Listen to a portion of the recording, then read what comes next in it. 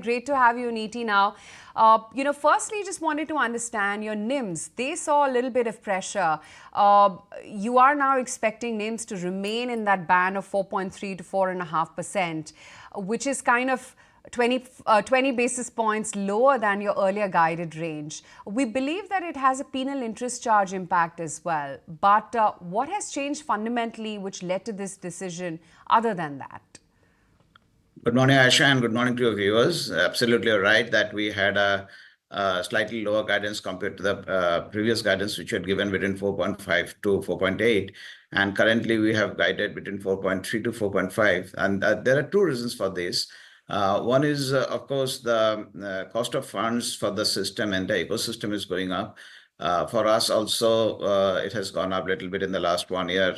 Even on quarter, there has been a little bit of elevation because we all know the liquidity and the deposit pressures which most banks are facing. And correspondingly, we are not able to pass on, we means the entire banking ecosystem are not able to pass on the same thing because to the customers on the lending side, and that automatically puts some pressure on the NIMs. The second thing which has happened is the regulatory guidance on the penal interest. While some of that can be recovered through the penal charges, but on the accrual basis, what we could do on the penal interest, and because we have a large golden portfolio, there is a slightly larger impact, which is somewhere around 20 basis points, 20 to 25, which automatically brings down the guidance by around 20, 25 basis points. And that's where it is.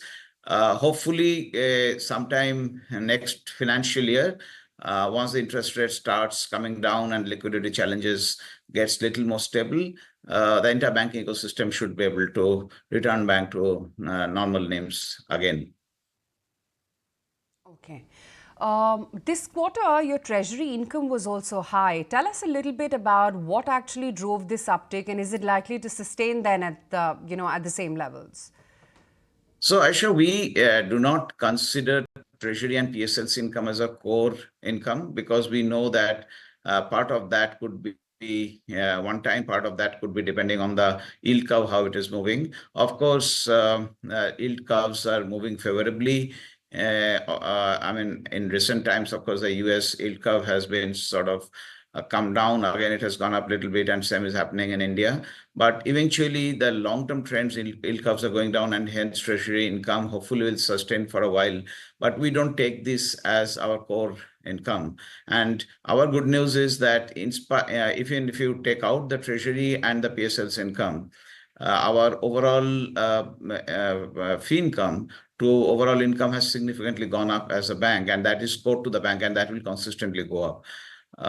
Treasury is a cycle income, and of course, we have got a very strong team in treasury now who are also able to get us some more trading income at this point of time, and that should consistently go up. So we are in a good place there, in my view.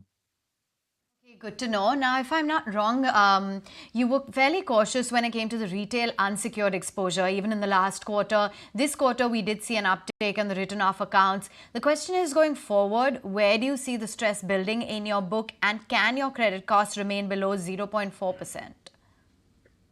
I think it's an industry phenomena. We all know that unsecured credit is going through a slight cycle, in my view. There is a little bit of a leverage, and that's happening across the industry. And fortunately for us, the unsecured book is below 5% of the overall bank, which is quite manageable. And from that perspective, while there's a little bit of uptick on that side, which is an industry phenomena, our overall book size is small. And to that extent, and we have not really grown. If you look at our microfinance book has degrown, our personal book has degrown, and cards has slightly grown over the previous quarter. So from that perspective, I think we are very cautious on the unsecured side at this point of time. And we don't really plan to grow that book beyond 5% of the overall bank. And whatever cycle comes, I think it will elevate a little bit, and then it will sort of taper down for us because the book itself is small, and that also we are not growing at this point of time. But I think the industry has a cycle on that. How long and how large the cycle is, only time will tell. Grow 1.5 times the industry growth.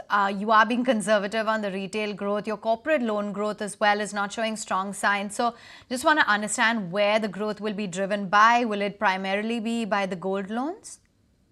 See, gold, we are in a good place because of two reasons. One is we think from our compliance perspective, we have put a lot of things in place in the bank on the compliance side, and hence we are quite confident that operationally we are pretty strong out there.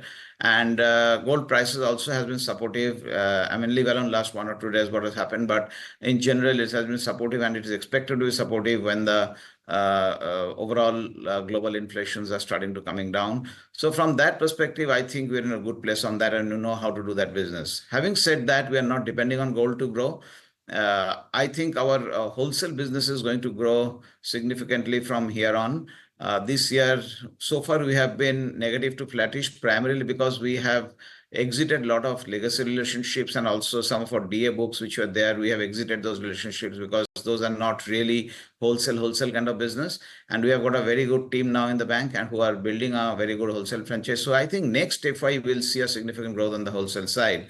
And I think starting from Q4 itself, we'll see that growth. SME has been growing consistently for us. I think all the cleanup which we had to do on the SME, we did it around 1 or 2 years back. Now it is on a good path. It will grow. And retail will see as and when we think that there is clarity on the cycle, on the credit cycle on that, we will be able to get in. And along with that, we should build up our quality CASA franchise, because we want to grow our asset book on the retail side on the back of a good CASA franchise, which we're working on. And that depends to a great extent on the kind of technology transformation which we're doing in the bank.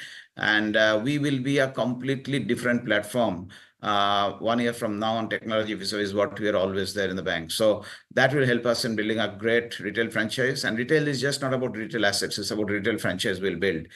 Also, the retail fees are doing extremely well for us. And that is giving us a lot of confidence that our ROA should be sustaining over a period of time. Good to know. And given that, there are chances of rate cuts, what's the outlook on the gold loan portfolio? Will that help you sustain the yields on loans? And how do you think the repricing will play out for you? So that's a very important point. What typically happens is businesses like credit cards or gold loans, the sensitivity on pricing is very low. So what it means is that when the rates goes up, you cannot take the prices up, and when the yields up, when the rates goes down, you also don't necessarily need to take the yields down, because it's a very operational intensive business.